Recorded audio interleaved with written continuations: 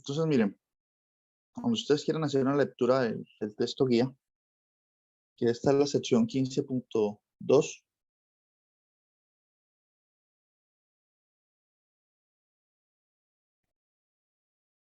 la primera parte sobre, digamos, curvas suaves o trayectorias, ¿no? Bueno, aquí me faltó pronto aclarar que una trayectoria o una curva suave, si estas funciones x de t y y de t que describen la trayectoria tienen derivadas. ¿Sí? Esto es una función de una variable x de t, es una función que solo depende de t, o y de t es una función que solo depende de t. Entonces tiene sentido hablar sobre x' y y'. Si esas derivadas existen cuando t varía entre a y b, quiere decir que la curva es suave. ¿Sí? Entonces, estamos interesados en que esas derivadas existan, ¿no? Por ejemplo, en los casos anteriores que vimos en la reunión anterior, en unos casos x de t era, por ejemplo, en el primer ejemplo era coseno de t, esta función tiene derivada. En otro caso fue cosas del estilo 1 menos t o menos 1 menos t, esto también tiene derivada. O fue t, x de t igual a t, tienen derivadas porque todas son curvas suaves, ¿no? O suaves a trozos. Por ejemplo, cuando parametrizamos segmentos, un segmento que era así, perdón, una trayectoria que era así, esta es una curva suave a trozos. Es suave aquí. Como aquí hay un pico, una punta, allí no es suave, ¿no? Por eso dice suave a trozos, porque no es suave o no tiene derivada excepto en un punto. En los demás puntos sí existe derivada, entonces son suaves a trozos. ¿Bien? Pero generalmente las curvas que vamos a tratar nosotros son bien comportadas. No es una observación nada más. Entonces, si ustedes vienen revisando la sección 15.2, aquí aparece la definición de integral de línea, pero ojo, se hace la definición de integral de línea para una función de dos variables, ¿sí? Y eso es lo que nosotros nos vamos a saltar, ¿bien? Porque no es tan interesante la integral de línea de una función, más interesante la de un campo. Entonces, teniendo en cuenta que que vienen varios días festivos, ¿no? Entonces, tenemos que sacrificar algo, pues sacrifiquemos la integral de línea de funciones, que no tiene tanta relevancia en lo que sigue, ¿sí? Porque recuerden que, bueno, estamos a 6, el 13 pues no es festivo, pero los días 20, el día 20 de junio es festivo, ¿no? Entonces ahí perdemos una clase. Entonces, digamos que podemos saltarnos esto. Además que cuando lo he dado con funciones, la integral de línea con funciones, esto más que ayudar, genera confusión, ¿no? Si una vez se le pide al estudiante una integral de línea y se confunde de pronto con los dos conceptos, la de función y la de campo. Y los teoremas relevantes tienen que ver con integral de línea de campos. Entonces, por eso esta parte la pueden saltar. No necesitan leer eso. Sí, hasta que vean aquí el título integral de línea de campos. Aquí esto sí es lo que vamos a estudiar nosotros. Bien. Y tiene la interpretación que les mencionaba antes, ¿no? Una de las explicaciones físicas más importantes de la integral de línea es hallar el trabajo realizado sobre un objeto que se mueve en un campo de fuerzas, ¿no? Siguiendo una cierta trayectoria. ¿Listo?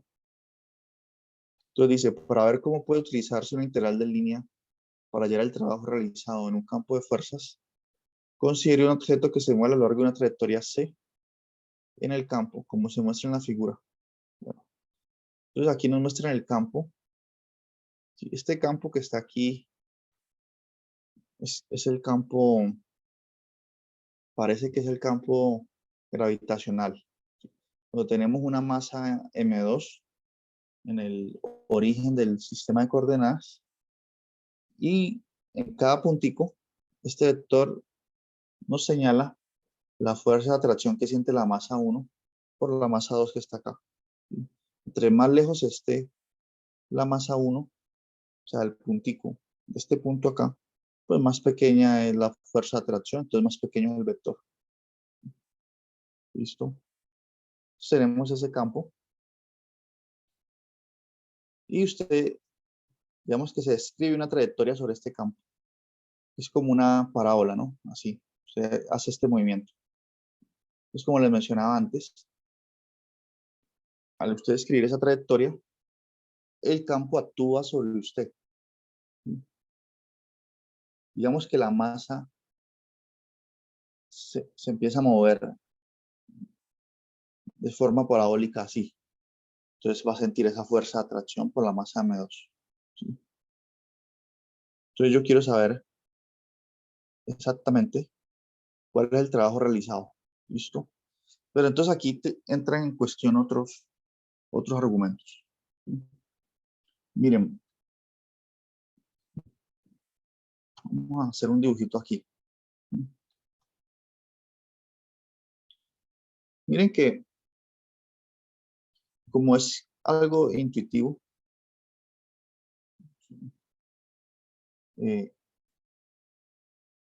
digamos que si usted está en este punto de la trayectoria, ¿sí?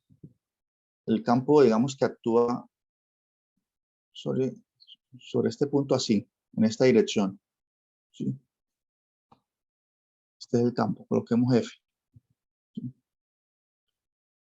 Pero entonces, miren que la fuerza está señalando en una dirección que saca la partícula de su trayectoria, ¿no? O sea, esta fuerza no ayuda a que la partícula, no toda la componente de la fuerza ayuda a que la partícula siga este camino. ¿Sí? O mejor dicho, hagamos el siguiente ejercicio mental, ¿sí? Para poder entender esto mejor. Imagínense que esto es un riel de metal. Es un riel de metal. Un riel.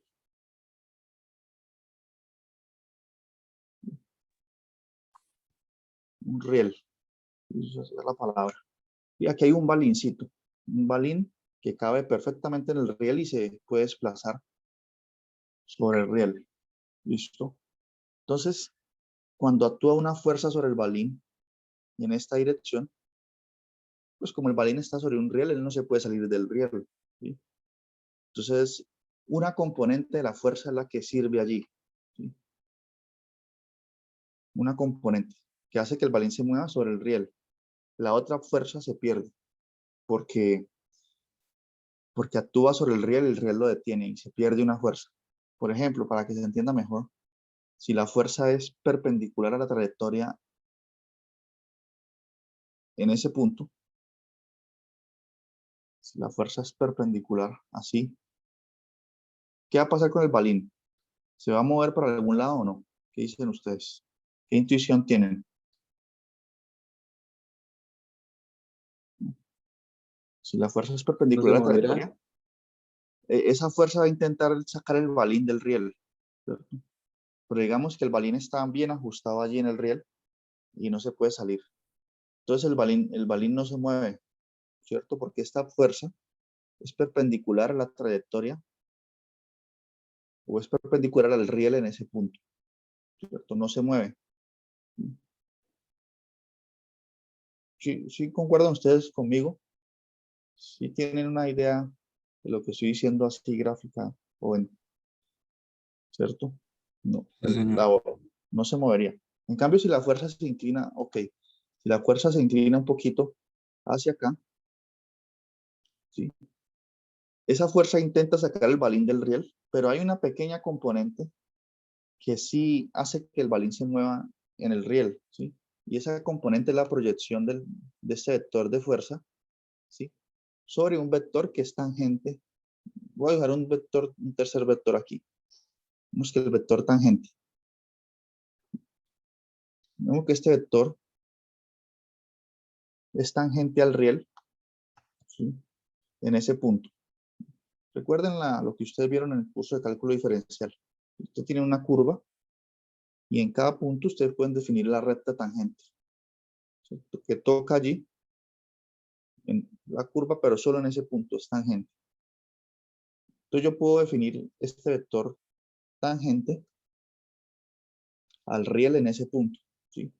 Y puedo proyectar el vector azul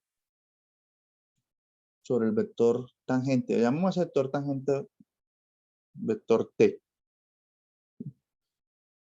Entonces yo puedo proyectar el vector azul sobre el vector T. ¿Sí? ¿Esa proyección qué es? ¿Sí? Se viene así, proyecciones que se viene en una línea punteada y toca aquí formando un ángulo de 90 grados. ¿Listo? Entonces la proyección del vector azul sobre el vector tangente es este vectorcito, ¿sí? Entonces ese vector fucsia allí es la componente de la fuerza que sí ayuda a que el balín se mueva sobre el riel, ¿sí? Es la única componente, ¿sí? La demás fuerza de este vector se disipa porque se opone al movimiento, ¿sí?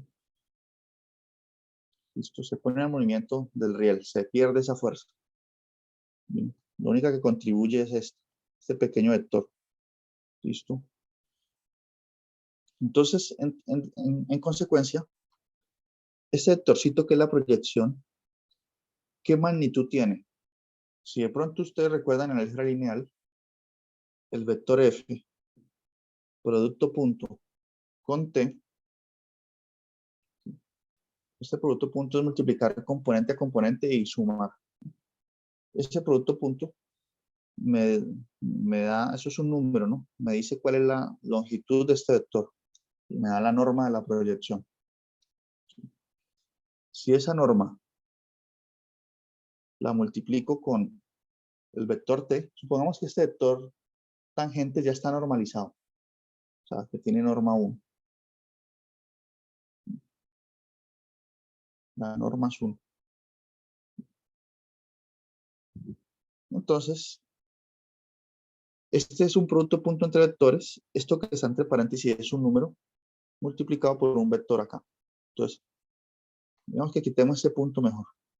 Esto es un número y esto es un vector. Entonces es un producto escalar. Pues esto que me quedó allí es este vector fucsia, exactamente. Y matemáticamente hablando es este vector fucsia, ¿sí? Y ese es el que ayuda a que el balín se mueva sobre el riel. Esa es la componente de la fuerza que sirve. ¿Listo? Entonces, ese análisis que yo les estoy mostrando es la discusión que hace el libro en esta primera parte, ¿sí? El vector fuerza, que tangente, ¿sí? Entonces, esa es la fuerza en ese punto que me sirve del campo, ¿sí? Y eso lo multiplico por una pequeña cantidad de distancia, por un delta de S. Entonces, aquí lo que tengo es fuerza por distancia, ¿sí? Digamos que, o sea, ese delta S, ¿cómo lo vamos a entender? Estoy un poco sustentando la definición de la integral de línea, ¿sí? Usted va a suponer que su balincito está aquí y usted va a ignorar todo lo demás y vamos a analizar el movimiento en una pequeña longitud de arco, en un delta de S, ¿sí? Entonces, en esta pequeña partecita, digamos que usted corta el riel y analiza solo ese pedacito. Entonces, vamos a suponer que allí el campo es constante y va en esta dirección, y como en la misma dirección de aquí, que el campo allí es constante. Entonces, ¿cuál es el trabajo realizado por el campo para mover el balín de este puntico a este puntico aquí, en ese pedacito nomás? Por eso aquí aparece un delta de S. Entonces, eso me da un delta, una pequeña cantidad de trabajo. Si yo sumo todos estos pequeños delta de trabajo en cada parte de la trayectoria, eso me da el trabajo total. ¿Listo? Entonces, esa es, digamos, la intuición que está detrás de la fórmula que vamos a ver a continuación, ¿sí? No es una fórmula, pues, Y es bueno saber de dónde vienen las cosas, por lo menos tener una intuición, una idea heurística, ¿no? De eso. Estamos por aquí. ¿Sí? Una pequeña cantidad de trabajo que el libro usa más bien la letra W en vez de T. Es igual a F, producto punto con T por un delta S. Y ahorita, entonces, ¿cómo vamos a traducir eso? A, a una fórmula que sea más operativa. Entonces vamos a hacer lo siguiente. Si este delta es muy pequeño, es una cantidad infinitesimal y se convierte en un ds. ¿Listo? Y aquí se me convierte este delta de trabajo, que en lugar de t voy a usar, para no confundirlo con la otra t acá, que es el vector tangente. Usa la letra W como está en el libro. Entonces, un delta de W, una pequeña cantidad de trabajo es igual a F producto punto con T. Esto me da un número ya por el vector tangente unitario. Listo. Entonces tenemos eso en primer medida. ¿Qué es? ¿Cómo tengo este T? ¿Sí? Este vector tangente. Pues se supone que nosotros llevamos a partir de una parametrización. ¿Sí? Lo que trabajamos hace un rato. Yo voy a tener ya R de T, que es igual a xt y más yt j. ¿Sí? Por lo tanto, ese vector tangente en un punto es simplemente la derivada de la parametrización, R' de t. Uno puede derivar la parametrización fuesen que estas componentes estuvieran derivadas, porque la derivada de la parametrización R' de t es la derivada de cada una de sus componentes. Y es x' de t en i más y' de t en j. Entonces este vector tangente es R' de t sobre su norma, que es normalizado. Sobre su norma. ¿Listo? Esto es lo que nos va mostrando aquí en estas cuentas. Eso es T. R' de T sobre su norma. Ahorita la pregunta es, este ds que está aquí, este diferencial de longitud de arco, ¿cómo se obtiene? ¿No? Y esto aquí sí es una discusión aparte para obtener ese diferencial de ds. Pero digamos que les dejo de tarea investigar por qué ese diferencial de arco, tener una idea heurística de por qué sería esto.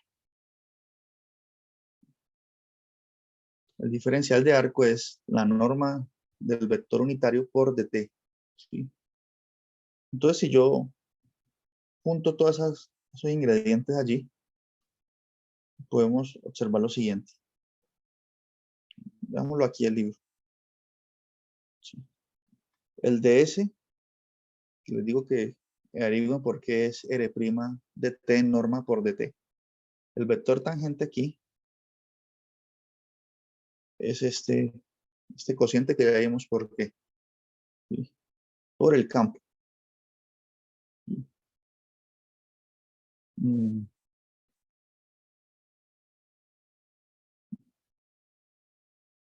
listo. Y estos módulos se cancelan. Esto con esto se cancela. Y me queda que f por t por ds es igual a esto. Que es igual a esto. Entonces ya tengo la definición de la integral de línea. ¿Sí? La integral de línea. Y esto lo puedo ayudar hecho, digamos, sin mostrar tanta intuición sobre la fórmula. La integral de línea se define así. Dado un campo f, Esto es lo importante porque esto es lo que nos sirve para hacer cuentas. Y una trayectoria C, cuya parametrización es R de T, y con T perteneciente a AB.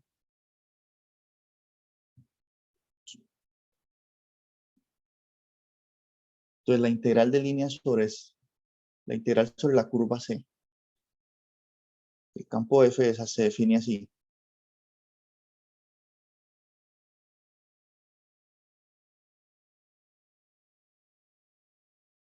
Es igual a.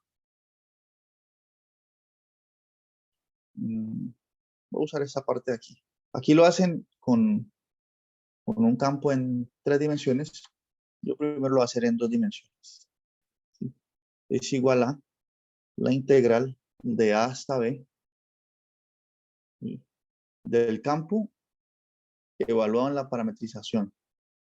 O sea, que sería el campo, como el campo depende de XY, sería evaluado en XT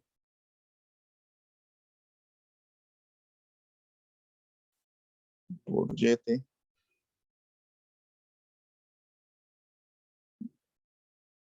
por, aquí sería producto punto o producto por, mejor dicho, por RT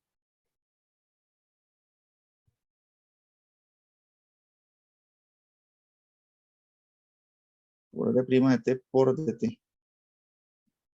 Listo. Esa es la definición de la integral de línea. Está aquí. Bien. ¿Y qué está haciendo entonces? ¿Por qué el campo lo hablamos en la parametrización? Porque yo quiero saber en cada punto de la trayectoria qué vector le estoy asignando. ¿Sí? O sea, aquí tiene una trayectoria. Aquí está el tiempo t. Este punto tiene una coordenada x, t, y, t. ¿Cierto? De mi parametrización. Entonces yo evalúo este puntico en el campo para saber qué vector se le asigna allí. Si un vector así o así. Entonces, esto me da el vector azul. Y este R' de t por dt tiene que ver con la proyección sobre el vector tangente. ¿Sí? O sea, ya este producto punto ya me habla sobre la proyección y me da este vectorcito acá. Lo que hablamos antes. ¿Listo? Entonces esa es la definición de la integral de línea. ¿Sí? Sobre una curva C cuya parametrización es RT. Voy a hacer más escrito aquí. RT igual a XT por YT. XT, YT. Entonces miren que esta integral de línea a la total, al final, es una definición, ¿no? Al final se transformó en una integral de una sola variable. Esto es una integral de una sola variable. Estoy integrando sobre el parámetro t, y t es un número que varía entre a y b.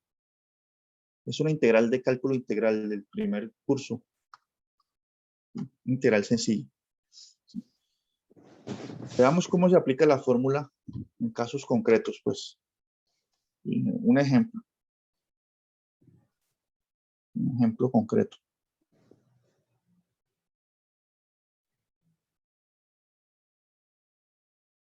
Listo. Trabajo difícil ya está hecho. Los ejemplos son muy sencillos. Entonces, veamos un ejemplo concreto. Bueno, vamos a ver qué aparece aquí. Aquí aparece un campo en 3 dimensiones. Aquí también.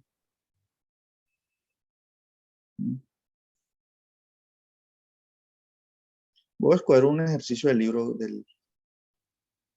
un ejercicio de acá de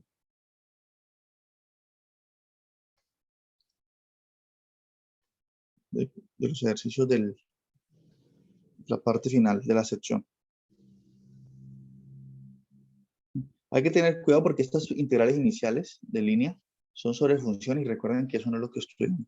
Estudiamos integrales de línea sobre campos. Entonces podemos saltarnos estos ejercicios. Y aquí sí podemos, por ejemplo,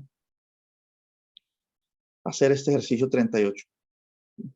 Pero veamos si él está dentro de algún contexto.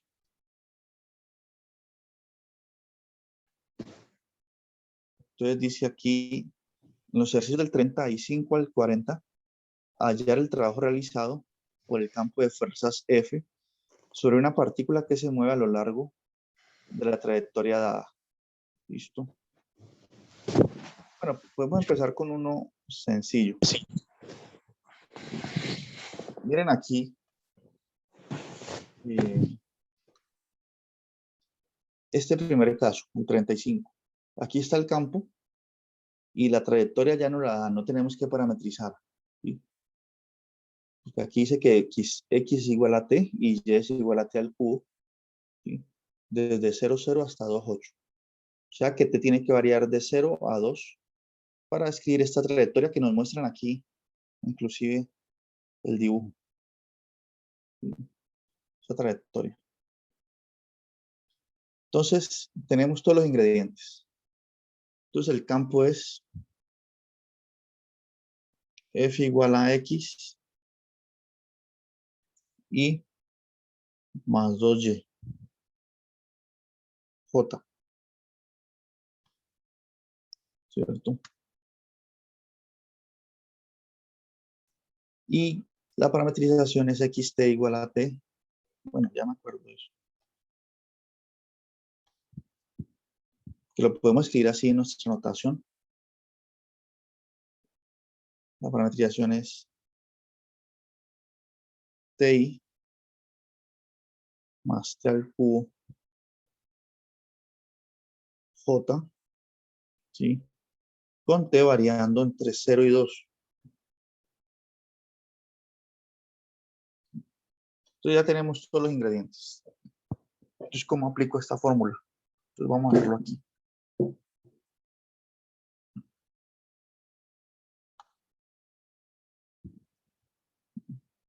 Entonces, miren, voy a escribir así, la integral de f por dr sobre la curva c va a ser igual a. Entonces, miren que uno tiene que integrar de a a b, que es la variación del parámetro t. En este caso, de 0 a 2. Entonces voy a integrar de 0 a 2. Entonces dice aquí que el campo lo evalúa en la parametrización. Miren esta primera parte. ¿Cómo hago eso? Pues donde está x, como x igual a t, pues coloco ti.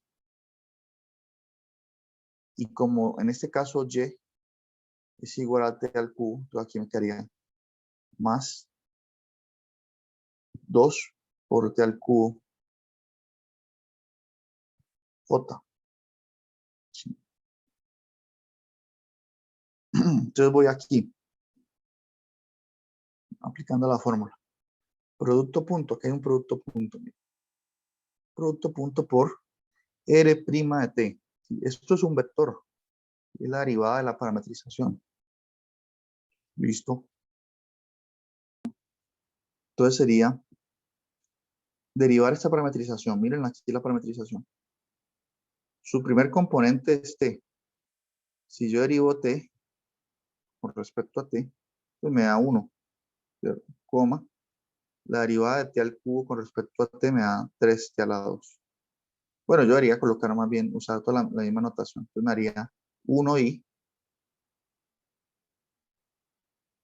más 3t al cuadrado j por el dt que está aquí. Entonces, así es que uno opera con esa fórmula. ¿Sí? Sin embargo, de pronto, si alcanzamos ahorita o si no en la próxima reunión, voy a dar otra fórmula para hallar integrales de línea, que me parece a mí más fácil que esta forma vectorial. Se llama la forma diferencial de la integral de línea. Pero hagamos estas así hoy por hoy. Entonces tengo eso, ya apliqué la fórmula, entonces ahorita se hacen las operaciones que están allí indicadas. ¿Sí? Por ejemplo, me quedó indicado un producto punto entre vectores. Entonces tengo que multiplicar componente a componente de estos vectores. El componente x de este es t. La componente x de este es 1. T por 1, t. Me quedaría t más 2t al cubo por 3t al cuadrado me da 2 por 3, 6. Sí, t al cubo por t al cuadrado me da 6t a la 5. Ya hice el producto punto allí. Por dt, integrando de 0 a 2. ¿Listo? Y esto es igual a la integral de t es t a la 2 sobre 2. Y la integral de t a la 5 es t a la 6 sobre 6. Con el 6 de aquí se cancela. Queda un t a la 6 nada más. Sí. Evaluado entre 0 y 2. Ya es una integral normal. Cuando t vale 2, aquí me da 2 a la 2 sobre 2. Aquí me queda 4 sobre 2, que es 2. Más 2 a la 6, que es 2 por 2, 4 por 2, 8. 64. Por 8, 64. Correcto. Entonces, este trabajo es de 66 unidades de trabajo. Sí, tenemos que ver qué unidades se estén usando, pero aquí no nos dijeron nada. 66 unidades de trabajo. Entonces, así se hace la integral de línea. ¿Listo? Pero entonces, vamos a hacer algo. Me parece mejor usar la forma diferencial de la integral de línea, que dice lo siguiente. Miren, hice un primer ejemplo. Entonces, ahí en el libro aparece este título. Forma diferencial.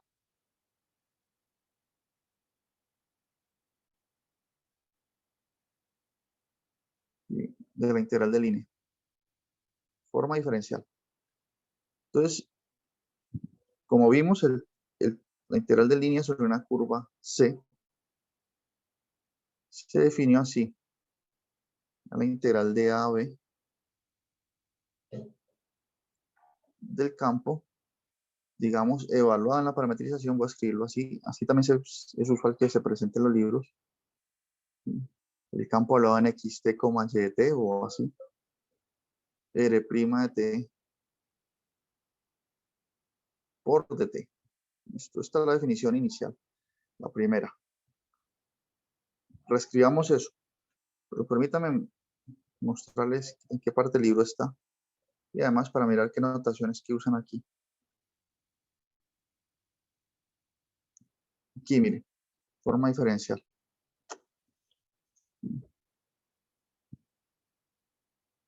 Listo.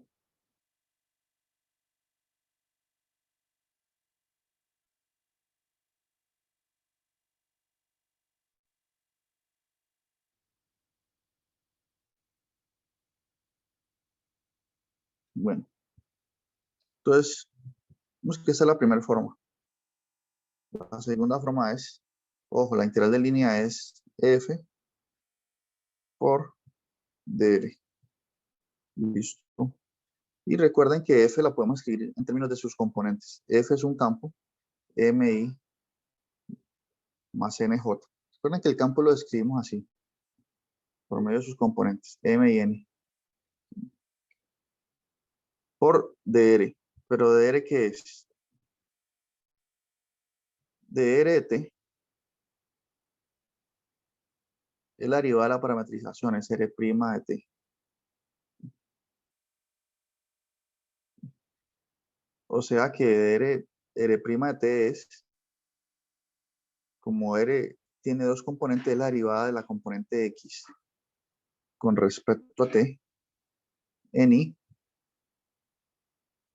más la derivada con respecto a y, la segunda componente del campo con respecto a t,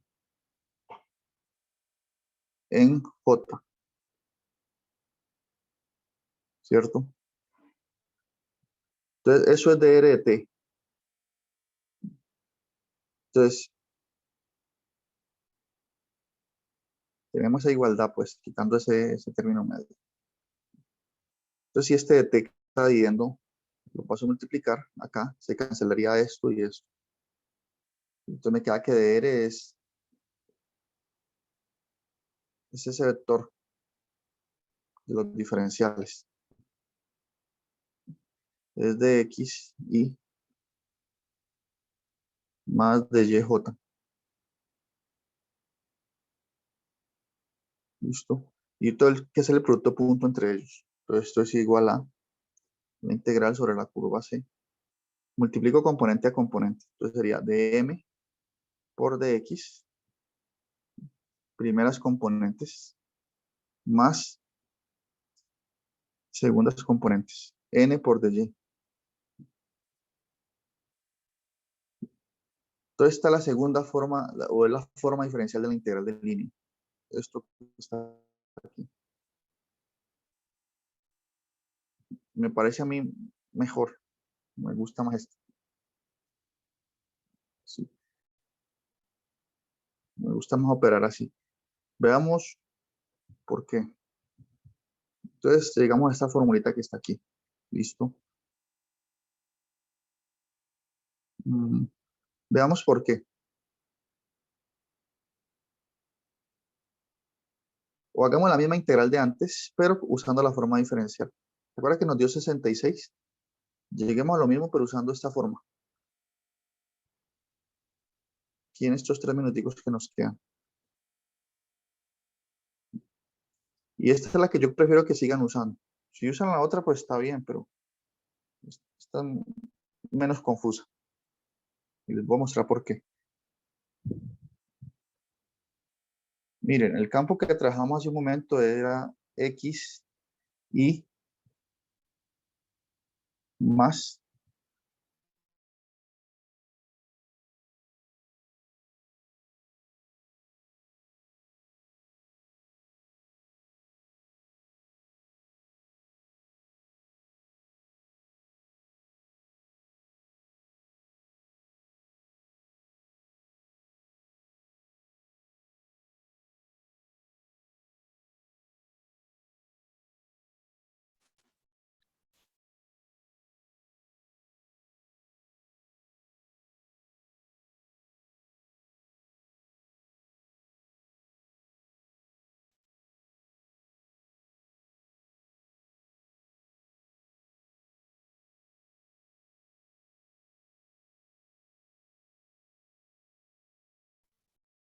Profe, ¿usted está hablando o es mi computador que no, mi internet? ¿Lo demotió? por dt, Ah, ya. ¿cierto? Entonces usted dirá, bueno, tengo una integral aquí con diferenciales diferentes, pero de x es dt y de y es 3t al cubo por dt.